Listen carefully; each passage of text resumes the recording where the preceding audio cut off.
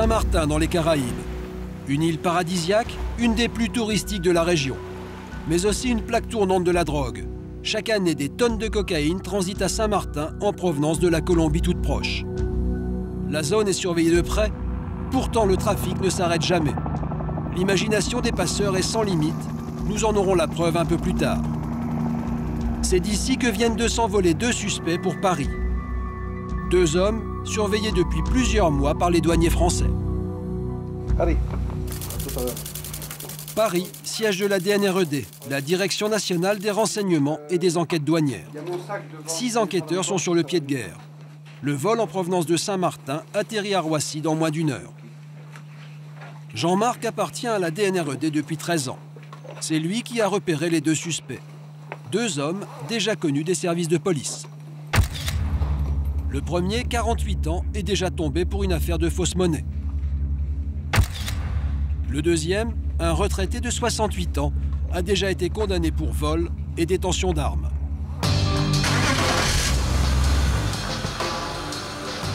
Jean-Marc est sur la piste de ces hommes depuis plusieurs mois. Planques, filatures, les enquêteurs de la DNRED agissent dans l'ombre. Ils sont 250 répartis sur tout le territoire. Leur cible, les marchandises illicites. Armes, drogues, cigarettes et contrefaçons en tout genre. Leurs pouvoirs sont énormes. Ils peuvent démonter une voiture, opérer des fouilles à corps ou débarquer dans une entreprise ou un commerce à n'importe quel moment sans l'autorisation d'un juge. 6 heures du matin, Jean-Marc est en route pour Roissy. Il va tenter de suivre la trace des 2 suspects de Saint-Martin. Nous pensons que les 2 personnes là, qui transportent ces marchandises sont de simples passeurs. Donc on essaye donc de les suivre pour essayer de remonter le plus haut possible la filière et essayer au moins de démanteler le réseau qui peut se trouver en France et puis essayer de remonter jusqu'au commanditaire pour essayer de remonter la filière. L'avion vient de se poser, les 2 suspects vont arriver dans le hall de l'aéroport. Nous filmons en caméra cachée. Jean-Marc commence par repérer les lieux.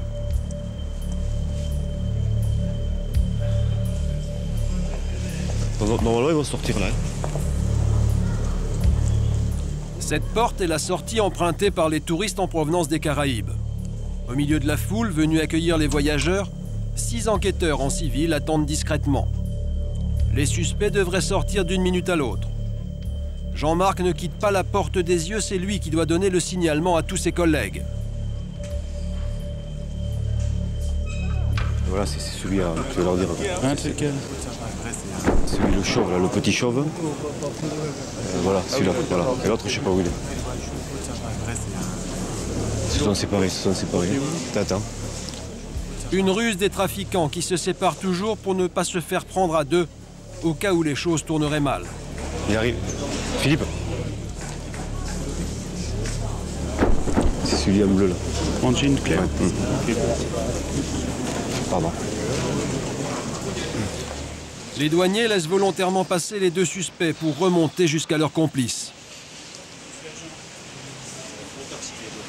Vous avez vu?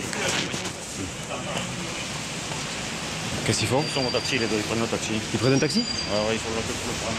Mais ils prennent un taxi, donc apparemment ils n'ont pas un contact là. Les suspects ont pris la file des taxis. Pour les douaniers, la filature continue. On est tous prêts à bondir. Prêts à bondir, mais un obstacle vient leur barrer la route. Depuis tout à l'heure, c'est tranquille. C'est au moment de partir. Voilà ce qui se passe. La navette de l'aéroport vient de s'arrêter devant leur voiture. Les douaniers sont coincés. Dès que tu peux, le mieux c'est de s'avancer. Ah ouais, dès que je peux, j'avance. Le camion, il faut qu'il sorte, le bus, il faut qu'il remplisse. Les suspects sont déjà loin, mais la 2e voiture des douaniers a réussi à suivre. Jean-Marc va tenter de rattraper le convoi. La Mondéo, vous êtes où là? Ouais, Gérard, vous êtes où? Parce qu'on reçoit rien à la radio là. On reçoit rien à la radio. Direction Paris, hein? Ok. Ils sont pas très loin là. On va essayer de recoller. On est juste derrière vous, Fifi. Jean-Marc vient de rejoindre ses collègues. Il est temps pour eux de lâcher la filature. C'est Jean-Marc qui va prendre le relais. Ils retrouvent le taxi sur le boulevard périphérique. Ok, direction Porte de Montreuil, périph' sud. La filature est délicate, le taxi change de fil sans arrêt. Il est passé sur la voie la plus à gauche. Hein. Les douaniers n'ont aucune idée de l'endroit où les suspects les emmènent. Yo, dépose rapide. Gare de Lyon, dépose rapide.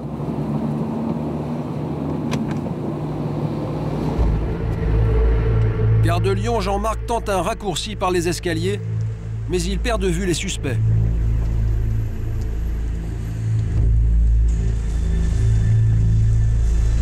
Où est-ce qu'ils sont? Je sais pas, je les vois pas. Ils vont arriver où Hein? Ouais, ils arrivent là. Les deux hommes sont en train d'acheter leurs billets. Un des enquêteurs s'est glissé dans la file d'attente. Il va tendre l'oreille pour essayer d'entendre leur destination.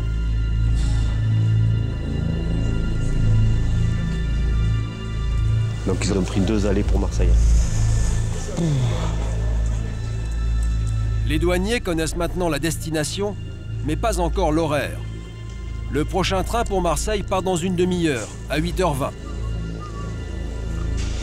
Les suspects prennent le temps de boire un café. L'heure du départ approche, mais curieusement, les deux hommes restent au bar. Le train de 8h20 vient de quitter le quai. Pour quelles raisons les trafiquants ne sont-ils pas montés à bord? Jean-Marc se pose des questions. Ouais, c'est bizarre, il doit y avoir une raison, mais qu'on ignore. Et c'est quoi vos suppositions? Bon, soit il y a quelqu'un, ils ont rendez-vous avec quelqu'un un peu plus tard, soit il y a quelqu'un d'autre qui va monter dans le train sur un arrêt. Ça peut être n'importe quoi. C'est ça qui est intéressant. On a beau tout planifier, ça se passe jamais comme on l'a prévu. C'est pas la routine, non. Même si des fois, les heures sont longues. Non, et puis il y a ces montées d'adrénaline au moment de la constatation, de l'interpellation, c'est quelque chose de particulier, quoi. Parce que finalement, toutes ces heures de travail, l'aboutissement, ça dure quelques minutes, quelques dizaines de minutes. Et c'est là où c'est vraiment, entre guillemets, on prend notre pied, quoi. Parce que... Mais tout à coup, les suspects se dirigent vers le quai. Putain, le départ. Quelle merde. Ouais. Il faudra faire gaffe, ouais. Maintenant, je pense qu'ils sont tranquilles. C'est sûr qu'il faut faire gaffe qu'ils ne nous voient pas 25 fois autour d'eux, quoi. Mais bon. Curieusement, les hommes transportent peu de bagages pour des voyageurs qui viennent de si loin. Pas de valises, mais des cartons dans chaque main.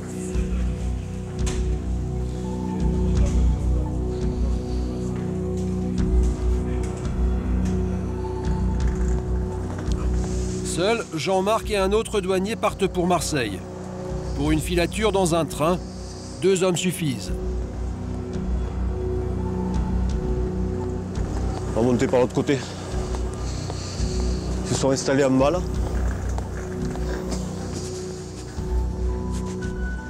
Les suspects se sont assis dans ce compartiment sans issue. En s'installant dans le wagon juste en face, les enquêteurs peuvent continuer discrètement leur surveillance. Donc on se met dans le wagon, on les voit. Ben oui, c'est ça. Mesdames et messieurs, les TGV numéro 6001, destination de Marseille-Saint-Charles, vont partir. Attention à la fermeture automatique des portes, attention au départ.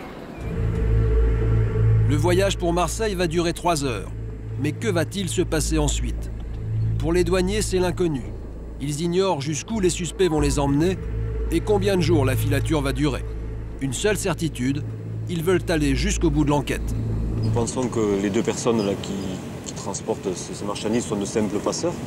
Donc on essaye donc de les suivre pour essayer de remonter le plus haut possible la filière et essayer au moins de démanteler le réseau qui peut se trouver en France et puis essayer de remonter jusqu'au commanditaire. Donc là, Donc voilà, c'est le but. Votre but aujourd'hui, concrètement, qu'est-ce que vous allez faire avec eux? Mais on va suivre, on va voir ce qui va se passer, à qui ils vont remettre, s'ils remettent et ce qui se passe après. Savoir s'il y a encore un autre échelon qu'on peut remonter avant de les interpeller.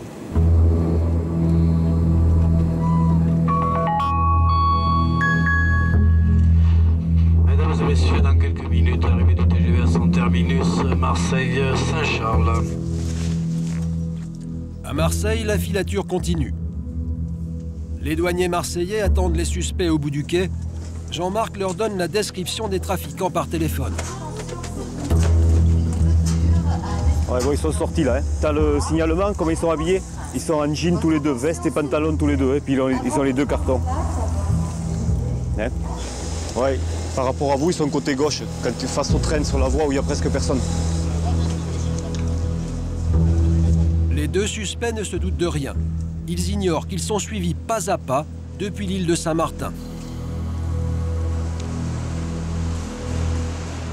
Mais il faut faire vite, les deux hommes viennent de sauter dans un taxi. Bon, on va tous monter.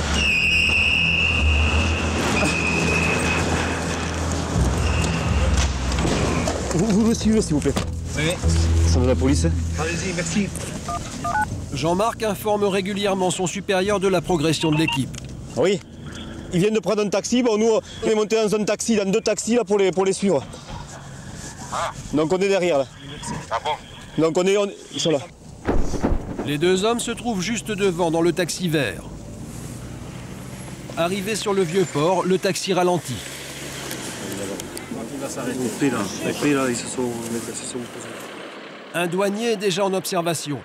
Il vient de repérer les suspects en conversation avec 3 individus derrière ces arcades. Peut-être leur commanditaire. Ils ont un contact là. Avec? Je sais pas, je vais aller voir si c'est quelqu'un qu'on connaît. Là, ils viennent de repartir, ils ont un but. Non, mais il faut pas me dire la ferme, Jean-Marc décide d'intervenir. On va les taper. Hein.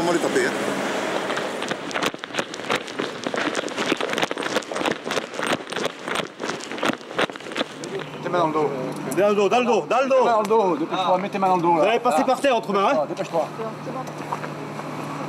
Putain. Le blanc, hein? Ok. Ah. Beaucoup d'argent. C'est de l'argent? Ouais. C'est à vous ça? Oui. Oui, ok. Pour les 2 suspects et les 3 individus avec qui ils avaient rendez-vous, c'est la fin du voyage. Viens dans la voiture. Regarde. Ouais, ça c'est un monsieur. Hein? Donc vous restez le sac avec la personne. Ok, bah moi. Voilà. Tu montes avec elle? Il faut la mettre dans la voiture. Ça va. Tu montes avec? Les 5 hommes sont embarqués au bureau des enquêtes douanières avec leurs bagages et aussi avec les cartons qu'ils transportent depuis Saint-Martin.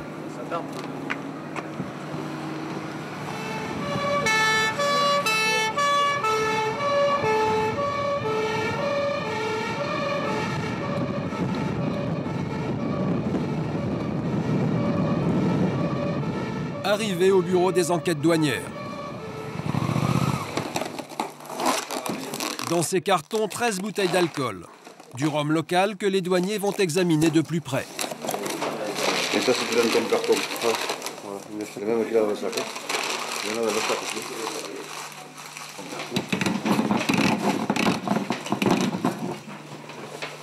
Pourquoi on ne peut pas ouvrir ces bouteilles là? C'est normal ça. C'est toi sur le... 5, il y a combien là?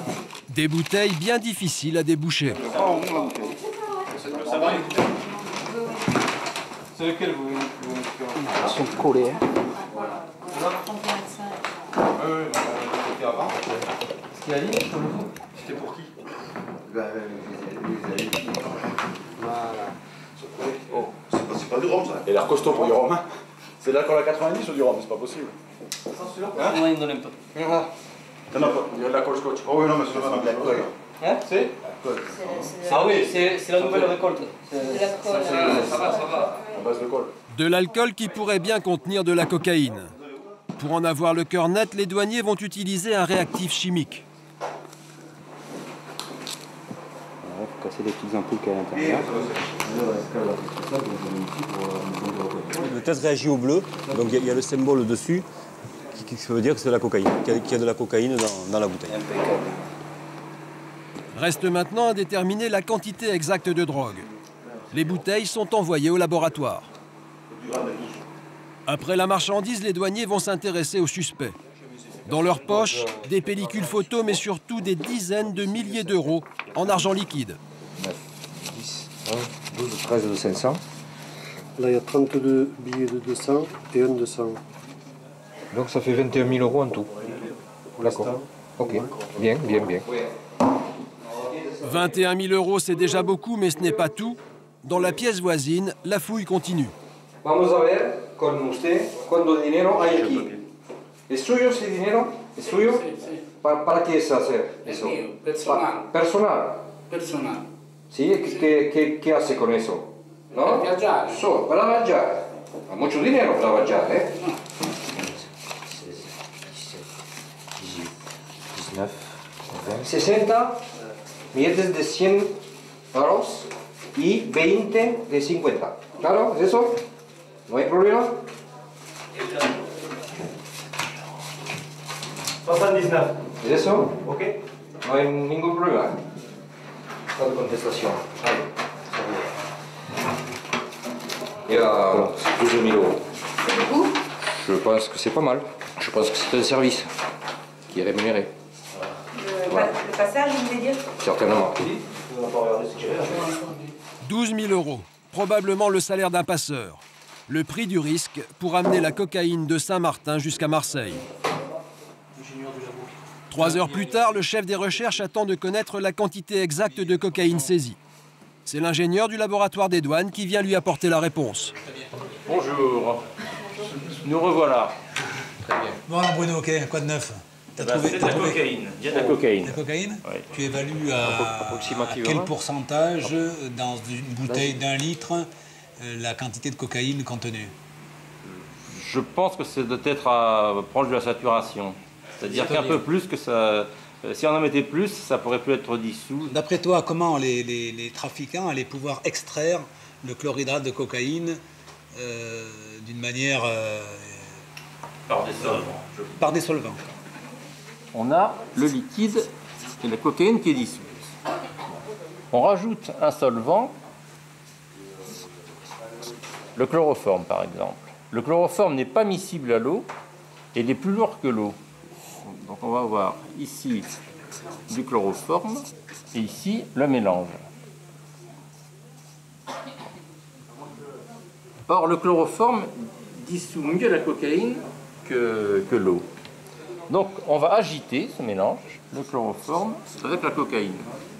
Après ça, il suffit de séparer, on élimine l'eau qui est au-dessus, on recueille le chloroforme et en évaporant, on recueille la cocaïne.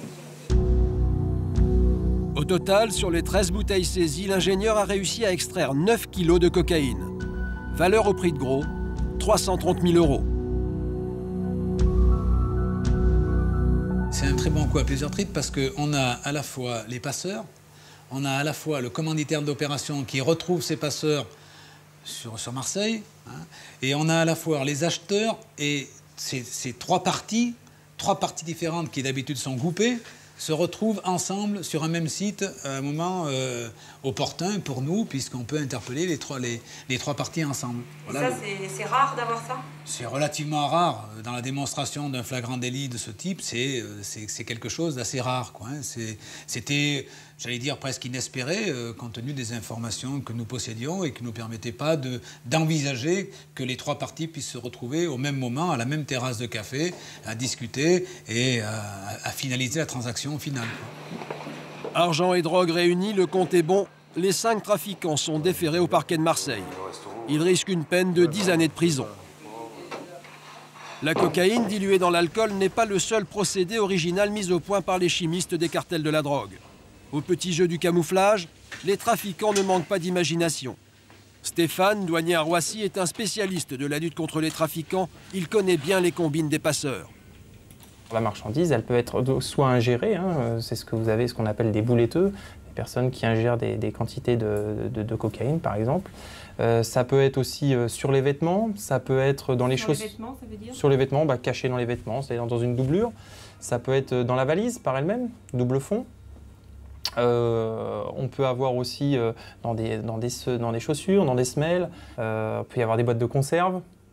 C'est-à-dire des boîtes de conserve classiques, serties, avec à l'intérieur, là dans le cas présent, c'était de l'herbe de cannabis. Alors là, par exemple, je peux vous donner une prise qu'on a fait il y a quelques temps, pour vous donner une idée des moyens cachés, hein. Donc on avait contrôlé cette personne avec cette icône. Et donc là, c'est de la résine mélangée avec de la cocaïne.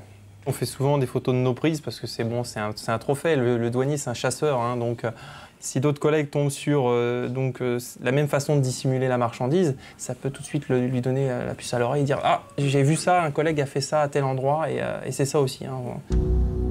Et l'album photo des douaniers ne manque pas d'originalité. Les trafiquants ont tout tenté ou presque pour échapper au contrôle des douaniers. Packs de jus de fruits, boules de bowling, statuettes et même tables de jardin. Des prises réalisées le plus souvent à l'aéroport de Roissy. Nous sommes dans la zone de fret, un des endroits les plus sensibles de l'aéroport. Des hangars à perte de vue remplis de marchandises venues du monde entier. Un drôle d'endroit où l'on trouve aussi bien des ananas du Bénin, du poisson fumé ou des plats préparés en provenance de Chine. L'endroit idéal pour tenter de passer discrètement des produits de contrebande. 500 douaniers sont mobilisés jour et nuit pour passer au crible les palettes.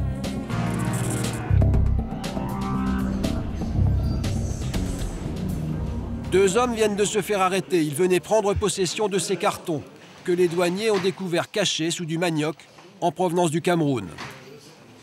À l'intérieur, 2200 paquets de cigarettes de contrebande, mais aussi plus étonnant, 3500 tubes de corticoïdes, des crèmes destinées à soigner certaines maladies de peau. Mais depuis quelque temps, leur usage est souvent détourné. C'est une crème dermatologique qui est utilisée très souvent par les Africains pour traiter la peau, l'éclaircir, mais c'est extrêmement corrosif, donc dangereux. C'est très mauvais pour la santé. Dans les papiers des livreurs, les douaniers ont découvert le bon de livraison avec l'adresse des commanditaires. Un web-café situé dans les quartiers nord de Paris. Immédiatement, les douaniers de Roissy font appel à leurs collègues de la DNRED. C'est Alain, alias Joker, qui prend la direction des opérations. Joker est un des vétérans du service. 25 ans de maison, dont 12 à la DNRED.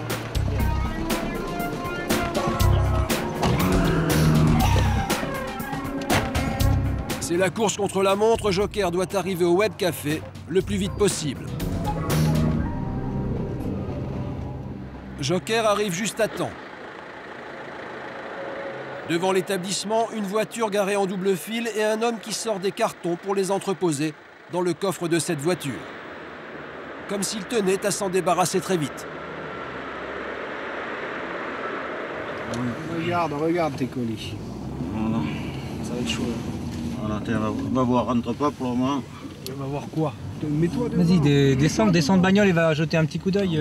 Enfin, si tu veux, je... Attends, on va jeter un œil d'abord. C'est bon, mais attends, tu restes en protection. Bonjour messieurs, c'est le service des douanes, monsieur, s'il vous plaît. Bonjour. Est-ce que vous avez des marchandises à déclarer au service des douanes? Rien? Ça, c'est de la crème blanchissante, ça. C'est de la douane. Ça, c'est de la crème pour blanchir la peau. Là, je sais pas. Vous savez pas qui c'est le propriétaire de la marchandise? La voiture est à qui? La voiture là-bas. D'accord, donc ça, c'est dans votre voiture pour le moment? Ouais. C'est juste un contrôle de douane, c'est pas grave. Tout ça est arrivé dans les colis, j'ai essayé de me débarrasser parce que je n'attendais pas ça. D'accord. Ça se passe en Afrique, je ne sais pas ce qu'il y avait dans mes colis. Voilà. Vous venez d'où là? Directement de Roissy là avec ça? Non, ça c'était stocké, ça c'était. J'ai reçu des colis. Quand ça? Ouais, dans ça. Oui, mais quand vous les avez reçus ces colis? Je reçois toutes les semaines. D'accord, toutes les semaines. Dans la boutique, il y en a d'autres? Non, il n'y en a plus. Non, on va jeter un œil à la boutique.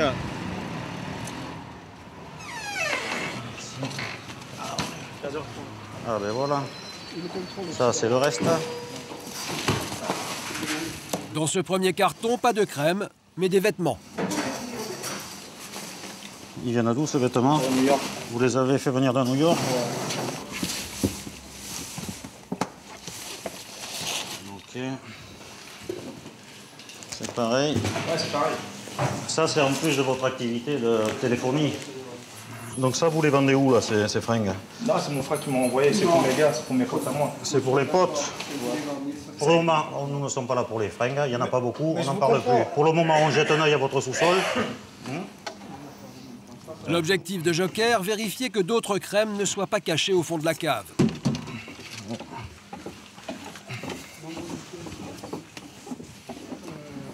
belle face, attention.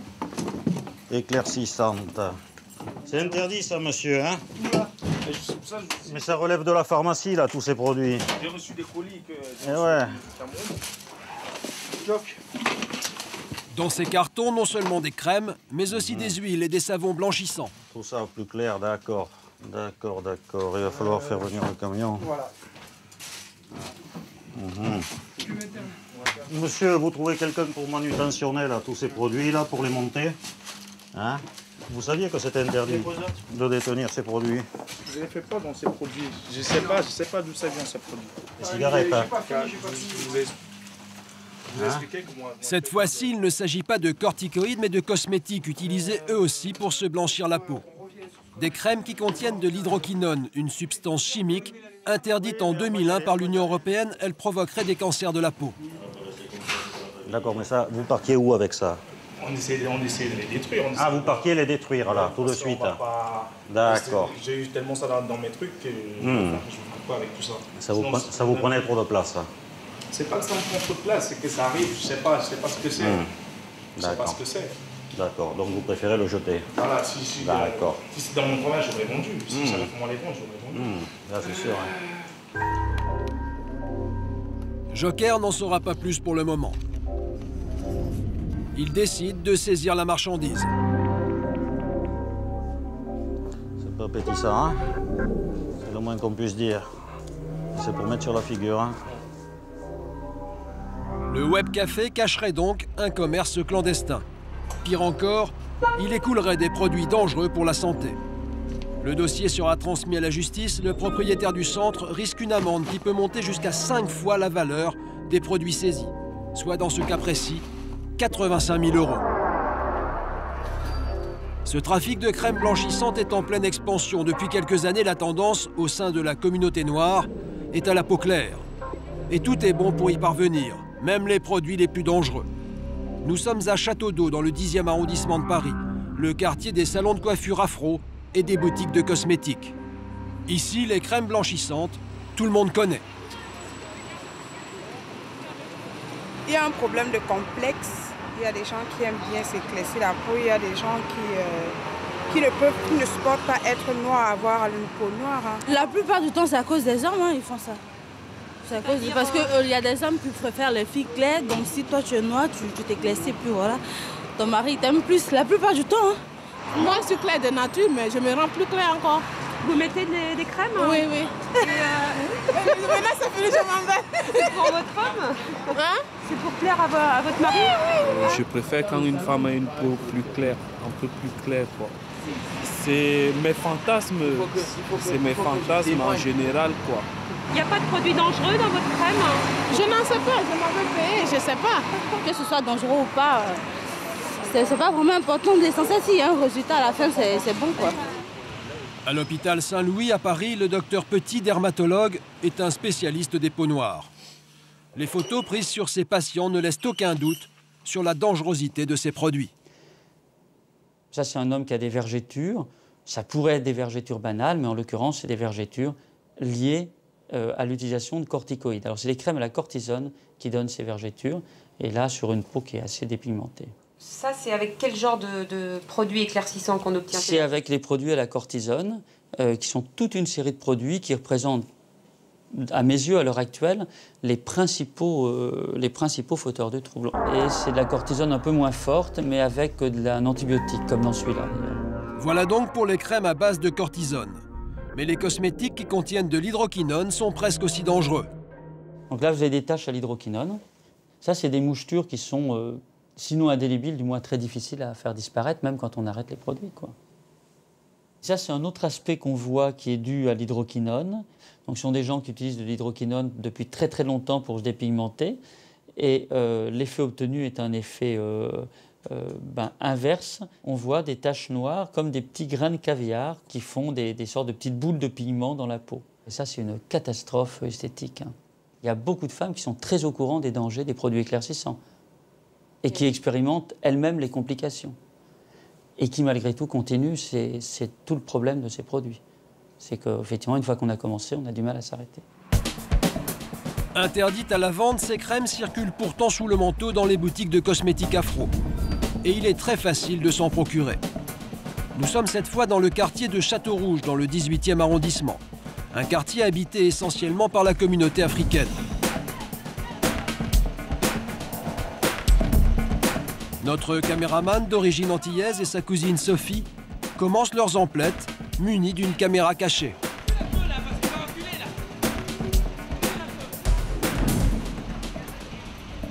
Bonjour. Est-ce que vous avez des produits éclaircissants? Le commerçant propose d'abord une pommade à base de plantes, autorisée, mais semble-t-il pas très efficace. Ça donne un joli teint. Ça donne un joli teint. Et c'est pas dangereux? Non, non, non. C'est base de plantes maintenant. Qu'est-ce que vous avez qui serait un petit peu plus fort? Qui éclaircit plus fort, c'est Aïcha, tout ça, c'est hydrocodone, c'est dangereux. Est-ce que vous en avez? 10 000 € amende. Hydrocodone, vous voyez? 10 000 € d'amende. Voilà, ils ont vu dans la marché ici. Un des commerçants du quartier vient d'écoper d'une amende de 10 000 €. Apparemment, la sanction a refroidi ses voisins.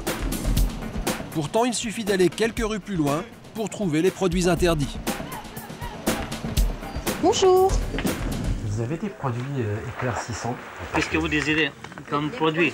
Non, mais lequel? Parce qu'il y en a pas mal. Vous avez... Oui, mon ami m'a donné les noms. Ah ben voilà. Souvenez-vous, ce flacon orange, exactement le même que celui trouvé par les douaniers dans le web café.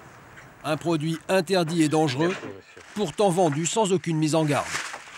Merci, bonne journée. Bonne journée, Bonne journée. Au revoir. Même chose 2 rues plus loin. La commerçante va même recommander tout particulièrement une crème à base d'hydroquinone. Bonjour. Comme tu cherches avec eux, donne-moi les sodas. Donne-moi soda. Je cherche avec l'hydroquinone. C'est 2%. C'est bon pour toi. Voilà, c'est ça, c'est bon. Pour moi? Voilà, c'est pour, ouais, c'est pour toi, c'est ça. C'est bon. Ça donne comme marron, comme bon thé. Bon, et c'est combien ça? Ça, c'est 6,90. Tu prends ça, l'huile, tu te mélanges. Les femmes ne sont pas les seules à se blanchir la peau. Moi, je viens des provinces, d'ailleurs. Je viens ici, et j'achète et puis je rentre chez moi. Bah, je suis abonné ici. Il y a pas oui. D'accord. Je pense bien que ça va marcher. Merci. Bon, merci. Allez, au revoir. Sur les flacons, les étiquettes ne sont guère explicites. Impossible d'y lire la quantité d'hydroquinone. Avec le docteur Petit, nous avons voulu connaître le taux exact d'hydroquinone contenu dans ces crèmes. C'est Patrice Bélanger, pharmacien à l'hôpital Saint-Louis, qui réalise les analyses. Nous avons choisi les crèmes les plus vendues dans les boutiques. Parmi celles-ci, les flacons orange saisis par les douaniers. Quelques heures plus tard, les résultats tombent. Les 2 crèmes trouvées par les douanes dépassent les 8% d'hydroquinone, un taux énorme. En plus des crèmes, nous avons également fait analyser une huile éclaircissante. Cette fois, les fabricants ont daigné inscrire la composition sur l'étiquette. Officiellement, cette huile ne contiendrait aucune hydroquinone. En fait, analyse à l'appui, elle en contient plus de 16%, un record. Et nous ne sommes pas au bout de nos surprises. En tapant le mot « crème éclaircissante » sur Internet, nous découvrons qu'il existe une usine en Île-de-France qui fabrique des crèmes à hydroquinone. Ce laboratoire, le voici. Nous décidons d'interroger le responsable.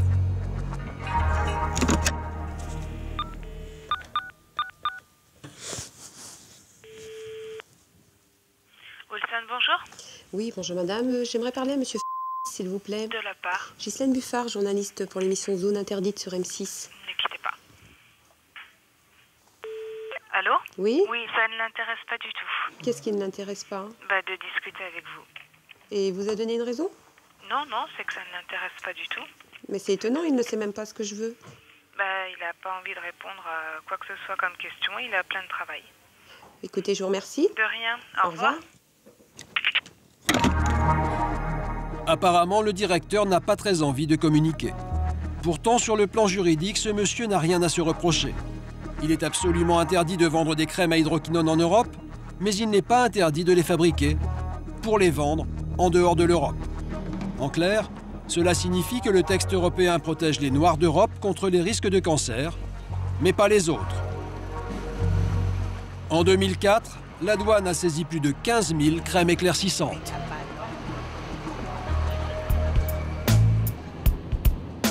Pour Joker, cette affaire est terminée. Mais une urgence l'attend à Roissy. Un voyageur en provenance de New Delhi a été arrêté avec plus de 2 kilos d'héroïne. Les douaniers ont proposé au passeur de coopérer pour remonter la filière. Il a accepté de jouer le jeu.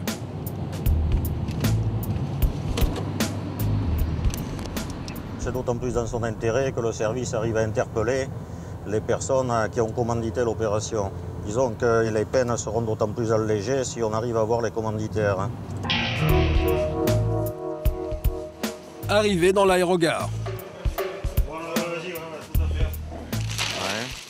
L'héroïne vient du Pakistan, un des plus gros producteurs mondiaux. Valeur marchande, plus de 150 000 euros. C'est Stéphane qui a arrêté le passeur. Un homme aux allures de retraité, au-dessus de tout soupçon. Pas de problème. Il lui a proposé apparemment une somme de 30 000 euros pour faire le passeur. Apparemment, c'est un habitué. Il a une carte de fidélité dans une compagnie aérienne, donc c'est quelqu'un qui fait souvent les voyages. Puis on le voit à son passeport aussi, on sait qu'il y a les moyens de savoir qu'il a fait plusieurs voyages. Dès qu'on l'a palpé, bon, il a avoué tout de suite, il a vu qu'il était pris, donc là il n'était pas très bien, quoi, hein, et je pense qu'il a senti que c'était assez grave pour lui. Donc on procède à la visite à corps. Donc il avait un dispositif à corps comme ceci, c'est-à-dire qu'il avait un premier caleçon dans lequel il avait la marchandise comme ça à l'intérieur. Hein, à l'intérieur du caleçon. Voilà, à l'intérieur du caleçon. Et pour maintenir ça, il avait mis par-dessus encore une cuissarde. Si vous l'entourez sur un mollet bien plaqué avec ça par-dessus, ça compresse vraiment la chose sur le mollet et avec un pantalon bien large, ça passe tout seul. Hein. Qu'est-ce que c'est en fait ça, ce truc blanc? Ah bah là c'est une genouillère à la base. À la base c'est une genouillère qui est utilisée donc pour bien plaquer la marchandise sur ses mollets. Le passeur devait se rendre gare du Nord pour prendre contact avec ses acheteurs. Avant de partir, Joker veut s'assurer qu'il est toujours d'accord pour aider les douaniers à faire tomber la filière. Ok, on va s'entretenir vite fait avec lui là. Ah, on va speeder. Pardon. Parce que oui, on l'amène tout de suite au médecin comme ça. Ouais, ok. You speak English. Okay, so it's better for you. Now we are going to go to Paris, okay, and we try to see Mr. You know him like this? You can recognize him? Yes, if you see him, you recognize him, but you are supposed to arrive to Gare du Nord, and you are supposed to go to an hotel. That's all for the moment, okay? Okay, so if you want to go to the doctor, and then after we go to Paris, okay? Le passeur se montre coopératif, mais il a tout de même demandé à voir un médecin. Sans doute une ruse pour essayer de gagner du temps. Mais les douaniers n'ont pas le choix. En France, la loi autorise les prévenus à voir un docteur. La voiture, elle est juste devant. Elle est devant.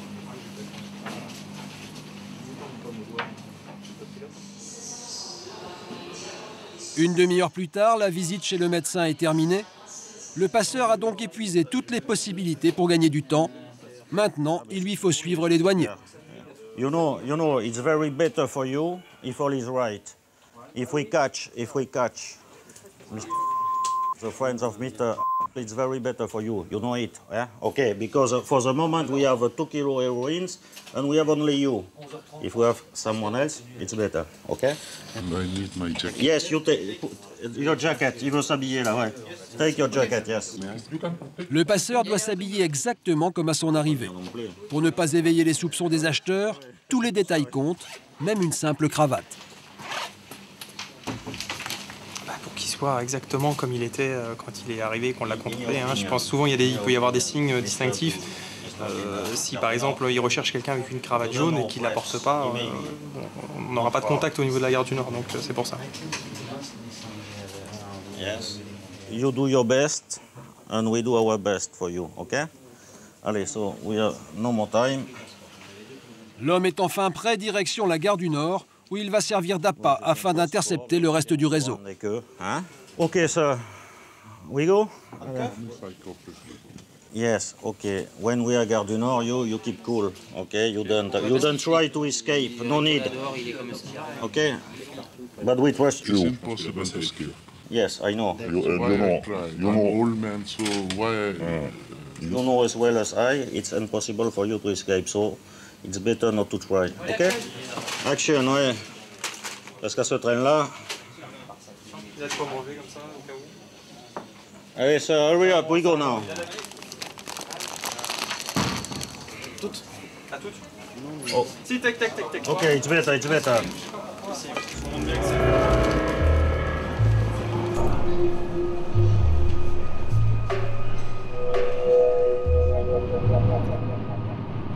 Dans la voiture, le passeur a des sueurs froides. Il sait qu'il risque gros, les trafiquants n'aiment pas les balances. Un enquêteur tente de le rassurer. It's our job, okay? We are the big service of customs in France, okay? We know what to do. Okay, no problem. Be cool. L'homme doit retrouver ses acheteurs vers 11h30 à la gare du Nord et il est déjà 11h15. Pas de temps à perdre.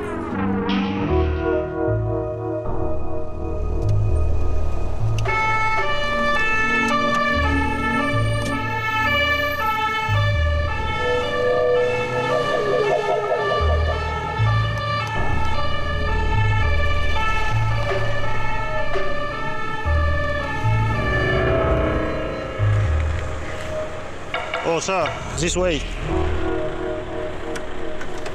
Tu passes devant, Hervé?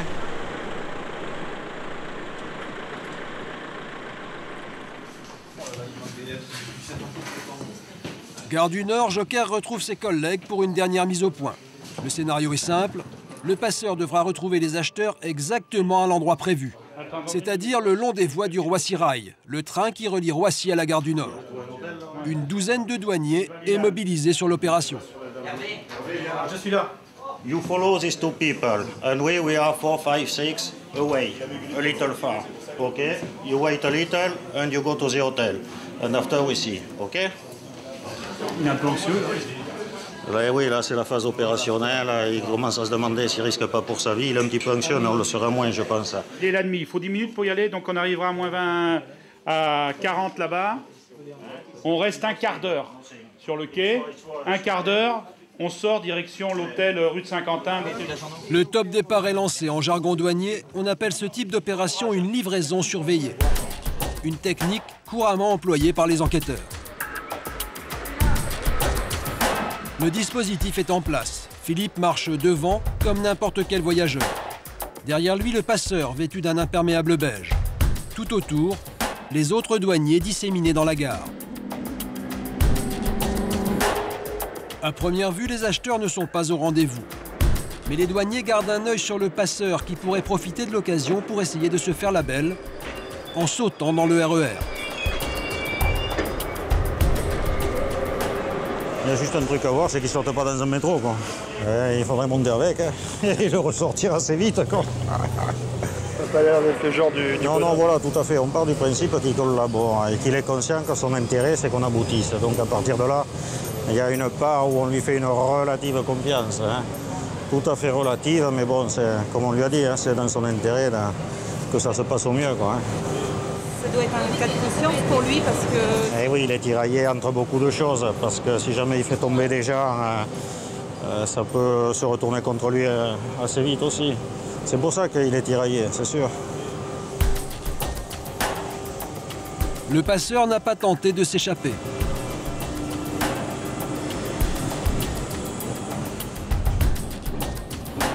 Il n'a pas non plus rencontré ses acheteurs.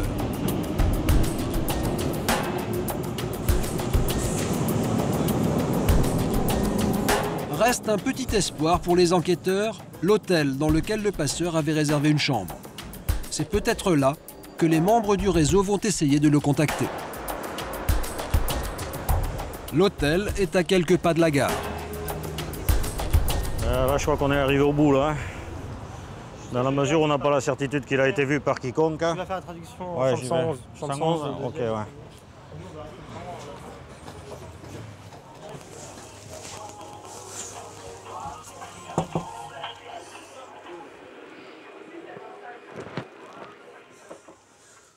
You didn't see anything? Nothing you saw. Pour cet homme, l'aventure touche à sa fin. Une aventure commencée il y a quelques jours à New Delhi. Ah, merci. I was in big problem. The business collapsed. I try my best to go through for business, but everything is dead. Okay. So then he knew my business is finished almost.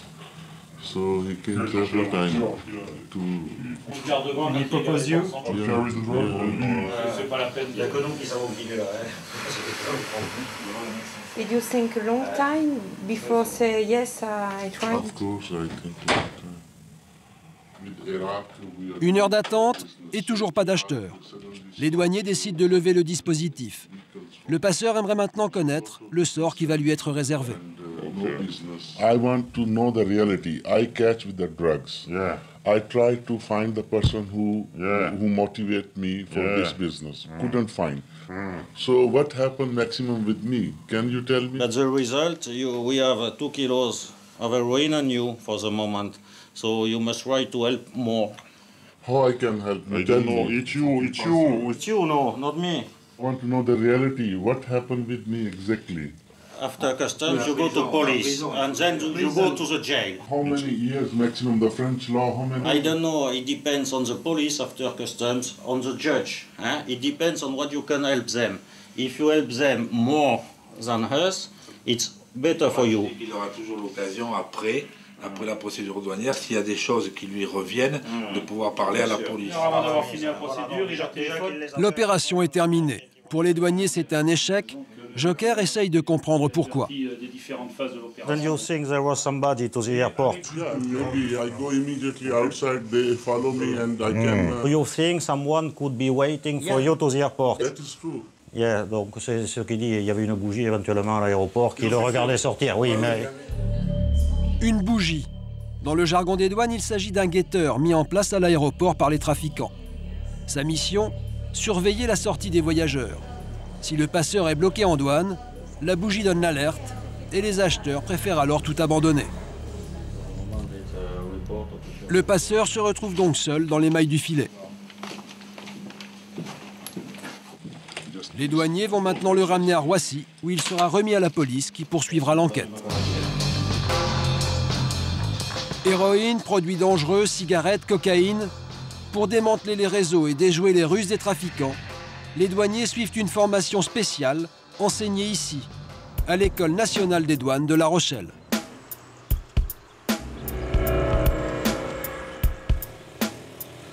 Cette semaine, 14 enquêteurs de la DNRED sont en stage.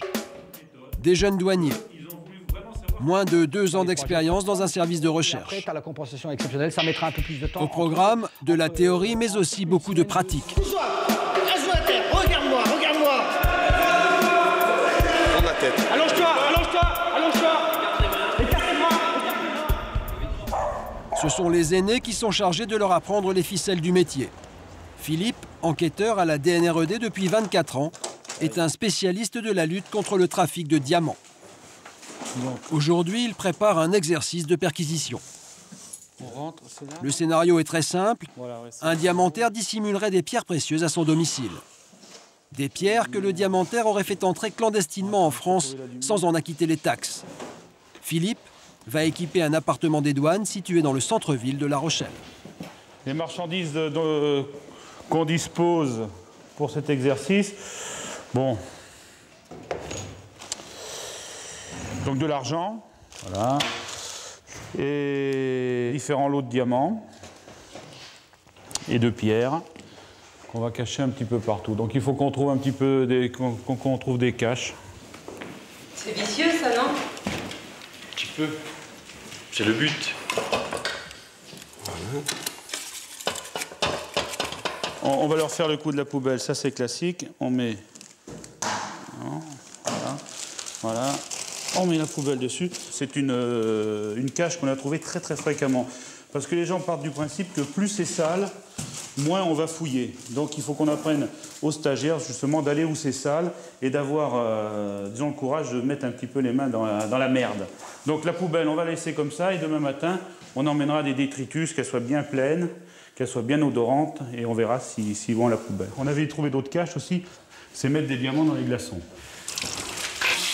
On a fait le coup des diamants dans les glaçons parce qu'on a déjà eu ce genre de cache dans le milieu asiatique, dans les bijouteries asiatiques. On avait trouvé ça dans les glaçons. Il y avait vraiment une seule chose dans le congélateur, il n'y avait que des glaçons. Donc on a eu bon, c'est peut-être l'instinct, bon, on a fait fondre des glaçons et effectivement on avait trouvé des diamants.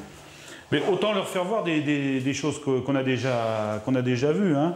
Tant qu'on peut leur faire partager ce genre d'expérience, bon, ben c'est tant mieux pour eux.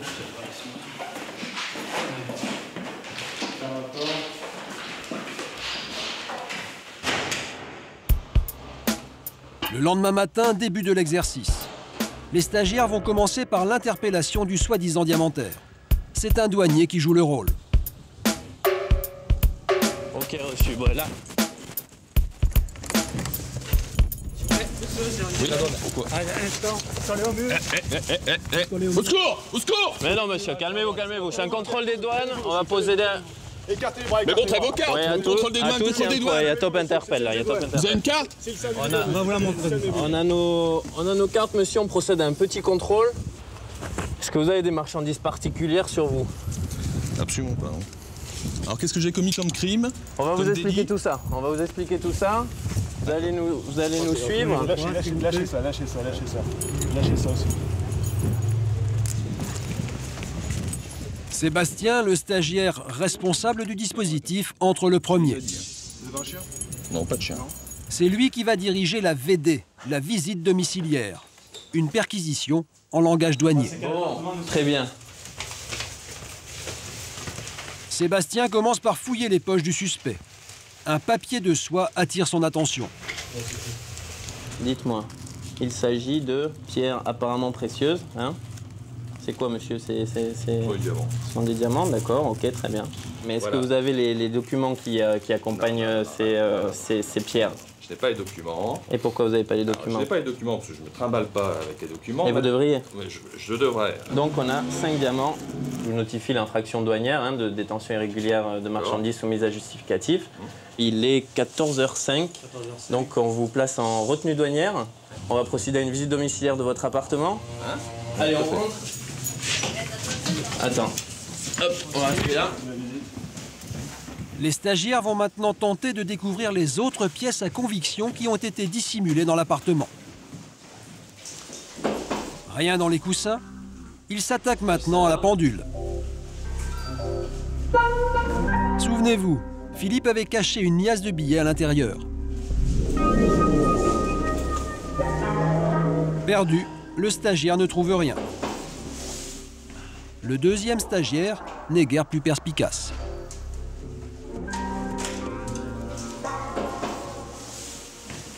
Sébastien examine la boîte de médicaments. Apparemment rien de suspect. Il décide de tout remettre en place. Mais regardez bien, sans s'en apercevoir, il va ranger le papier rempli de diamants avec les médicaments. Une faute professionnelle grave. Si les diamants sont égarés, c'est toute la procédure qui tombe à l'eau. On a un petit souci. Sébastien vient de s'apercevoir que les diamants ont disparu. Il doit absolument les retrouver. Bon, monsieur Delorme, oui. Les diamants, ils étaient là. Reprenons. Reprenons. Vous les avez pas vus? Ah non.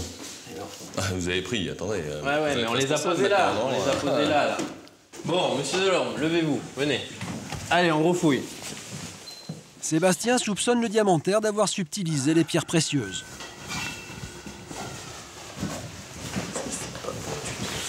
Éclair de lucidité, il pense quand même à vérifier la boîte de médicaments. Vous n'êtes pas levé pour les... Ah non.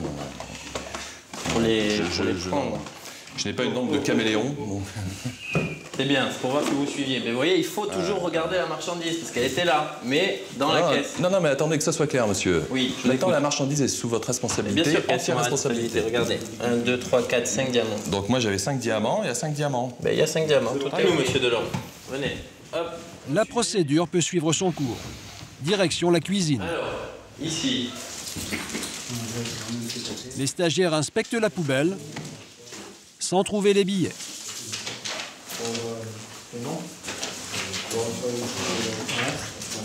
C'est Sébastien qui va se montrer le plus astucieux.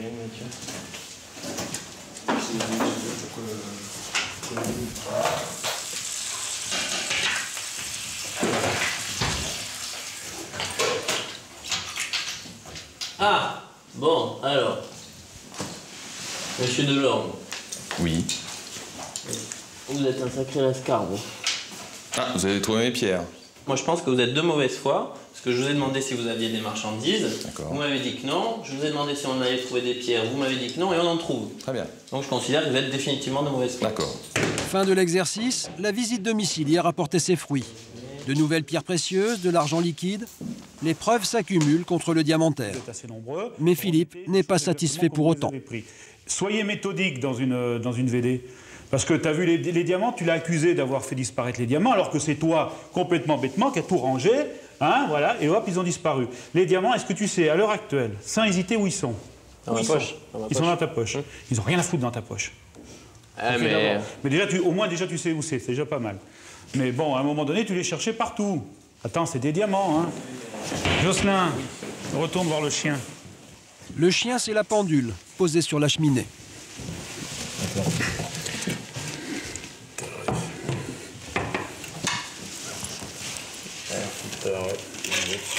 Voilà.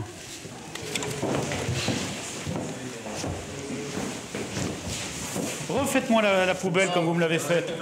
Refaites la poubelle. Et en plus, c'était de la cantine. Hein. Ah, ça sent, mais ça pue vraiment. Hein. Non, il n'y a pas de diamant là. Cherchez bien. Et oui, il faut mettre les mains dans la merde.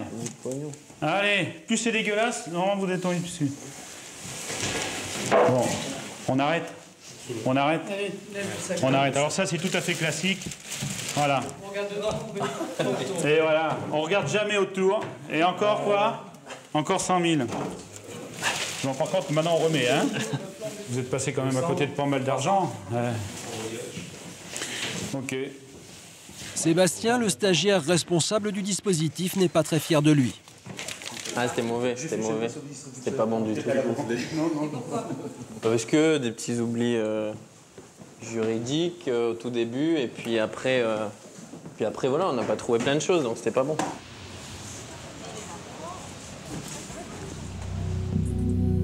Retour à Paris. Ce matin, Philippe a rendez-vous avec un aviseur. Dans le jargon des douanes, un aviseur, c'est un informateur. Celui que Philippe va retrouver lui a permis de mettre la main sur un collier exceptionnel. Une pièce magnifique sertie de 414 diamants, entrée illégalement en France par des trafiquants qui avaient tenté d'échapper aux taxes et qui ont dû régler une amende de 815 000 €. Pour l'aviseur, c'est aussi une bonne affaire car aux douanes, les informateurs sont rémunérés. Sur cette affaire, donc, suite à la saisie du bijou, l'aviseur aura touché presque 30 000 €. Et donc là, aujourd'hui, vous allez lui donner combien? Il n'y a pas beaucoup. Combien, là, il y a environ 2 000 €. 2 000 € et surtout les fameux 2 €. Hein, comme quoi l'administration fait les choses bien, il y a 2 €. Voilà. Hein, voilà, on a les 2 € en plus, on est vraiment au centime près. Donc tout va être donné tout à l'heure à notre aviseur qui, en contrepartie de l'argent qu'on lui rend, va nous signer un reçu, mais où son nom n'apparaît absolument pas, tout est anonyme, il a un numéro, et il n'est connu pour l'administration que sous ce numéro. Les montants versés aux aviseurs ne sont pas calculés au hasard. Le code des douanes est même d'une précision rigoureuse. La prime n'est basée que sur l'amende. À savoir un tiers de l'amende revient à l'aviseur. Mais pour les affaires exceptionnelles comme celle du collier, le tarif est différent. C'est le douanier lui-même qui négocie le montant de la récompense avec son informateur. On va discuter si c'est un camion de cigarettes, si c'est 100 kilos de cocaïne, si c'est... Une discussion va s'engager. Et là, on va voir le prix qu'on peut acheter. Hein, et c'est vraiment une discussion des fois de marchands de tapis. Mais pour moi, c'est plus du commerce que de la balance. Midi, c'est l'heure du rendez-vous avec l'aviseur. Pour garantir son anonymat, nous ne filmerons pas la remise de l'enveloppe. Aviseur, un métier qui peut rapporter gros, mais qui peut aussi coûter très cher. Cet homme en sait quelque chose. S'il a du mal à marcher, c'est que ses chevilles sont entravées par une chaîne. Nous sommes le 5 août 1997. Un tribunal canadien vient de condamner Marc Fievé à la prison à perpétuité. Pour les autorités canadiennes, ce Français serait un baron de la drogue. En fait, il collaborait avec les douanes françaises depuis près de 10 ans. Il leur avait même permis de réaliser leur plus belle saisie. Des documents officiels en témoignent. la contribution de Marc Fievet a permis d'appréhender 18 tonnes de résine de cannabis, 150 kg de cocaïne et d'arrêter 97 personnes. Comment Marc Fievet en est-il arrivé là? A-t-il joué double jeu ou a-t-il été tout simplement lâché par les douanes françaises? Voici l'histoire d'une collaboration qui tourne mal, très mal. Tout commence en 1987. À l'époque, Marc Fievet coule des jours heureux dans la marina de Gibraltar avec sa femme et sa petite fille. Son nouveau bateau, le Windara, lui a coûté cher. Il cherche un moyen de gagner de l'argent. Un voisin lui explique alors le fonctionnement de la douane française. Marc Fievet entre en contact avec les douaniers et leur propose de leur livrer des informations moyennant finance. Et des informations, Marc Fievet n'en manque pas. Gibraltar est une plaque tournante de tous les trafics. Situé à l'extrême sud de l'Espagne, le Rocher est à quelques encablures seulement du Maroc, le principal pays producteur de hashish. Marc Fievet sait que des quantités énormes de drogue transitent dans la marina. Les douanes françaises le recrutent aussitôt. En 1988, il devient donc aviseur. Son nom de code, NS55. Son fils Franck avait 15 ans à l'époque où son père infiltrait les réseaux de drogue de la Costa del Sol pour le compte des douanes. Alors mon père s'était engagé à remonter le plus d'informations ciblées sur les trafics qu'il voyait se monter, en échange de quoi la douane le rémunérait selon un pourcentage à hauteur des saisies opérées par la douane. Très vite, le nouvel aviseur se montre d'une efficacité remarquable. Sur son répertoire, il consigne les noms de tous les bateaux qui lui semblent suspects, sans oublier de noter les horaires de leurs allées et venues. Régulièrement, les douanes lui envoient par fax les photos des trafiquants présumés. Marc Fievet enregistre les visages et prévient la douane à chaque fois qu'il repère un suspect. Comme tout agent infiltré digne de ce nom, Marc Fievet doit aussi se trouver une couverture, c'est-à-dire une activité honorable pour ne pas éveiller les soupçons. Il achète cette pizzeria située près de Gibraltar, et ce, avec l'aide de la douane, comme en atteste le bail de l'établissement que nous nous sommes procurés. Au bas de ce document, 2 signatures, celle de Madame Fievet, l'épouse de Marc, mais aussi celle de Christian Gattard, le douanier avec lequel Fievet collaborait à l'époque. Après la surveillance et les petits trafics, Marc Fievet passe à la vitesse supérieure. Il infiltre des organisations mafieuses d'envergure internationale. Avec ses bateaux, des cargos de plus en plus gros, il transporte d'énormes quantités de drogue pour le compte de ces organisations. Un jeu dangereux, peu à peu l'aviseur se retrouve impliqué dans le trafic. Toujours avec la bénédiction des douanes. Il était payé en fait à hauteur d'un pourcentage selon le montant des saisies. Et puis deuxièmement, il se payait aussi sur la bête, comme disait la douane à l'époque, parce que sur les 2 dernières années de son activité, la douane reversait très peu à mon père. Il lui disait de toute façon, t'inquiète pas, tu te payes sur la bête.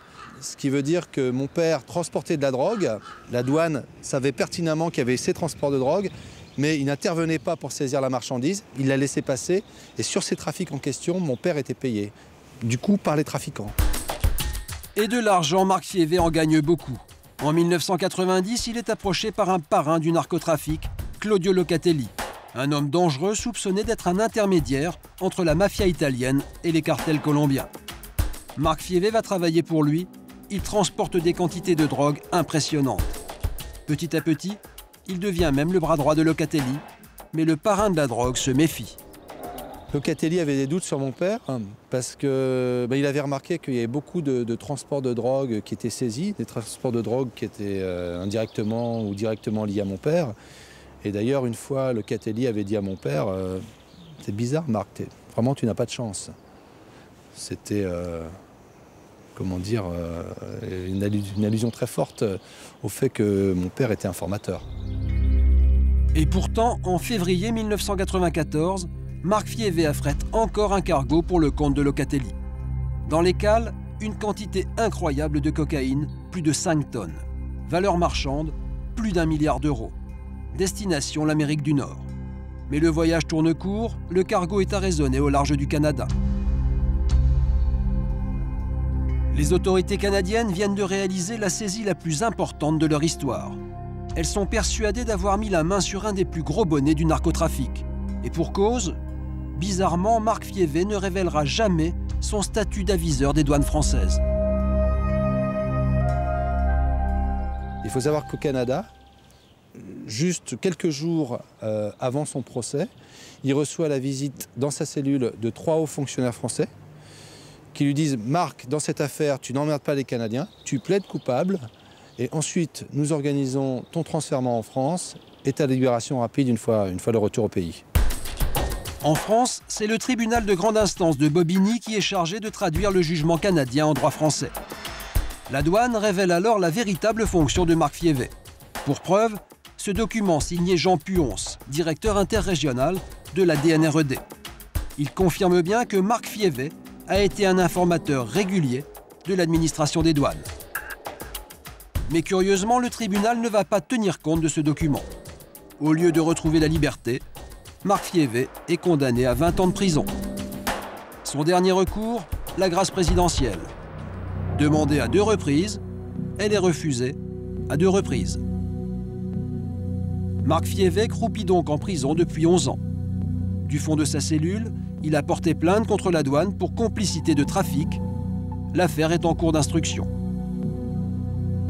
Alors Marc Fievé, aviseur ou trafiquant? L'homme aurait-il joué double jeu en renseignant les douanes, mais en travaillant aussi parfois pour son propre compte? La douane a refusé de nous donner sa version des faits. Incarcéré à Val-de-Reuil, près de Rouen, Marc Fievé est un homme seul. Son fils est un de ses rares visiteurs. Le 15 janvier dernier, Franck a passé 1 heure avec son père au parloir. Comment ça s'est passé? Bien, j'ai trouvé en forme, toujours combatif. Je crois que mon père arrive à être patient parce que c'est quelqu'un d'hyperactif, qui multiplie les démarches, qui ne baisse pas les bras. Et il essaye de garder l'espoir, même si je sais que de toute façon, il passe par des grands moments de détresse et que son moral est vraiment oscille énormément. Avec le système des remises de peine, son père devrait retrouver la liberté en 2013. Si tel est le cas, il aura passé 19 ans derrière les barreaux. Franck va continuer à se battre pour obtenir sa libération. Avant de reprendre la route, il a tenu à saluer une dernière fois son père.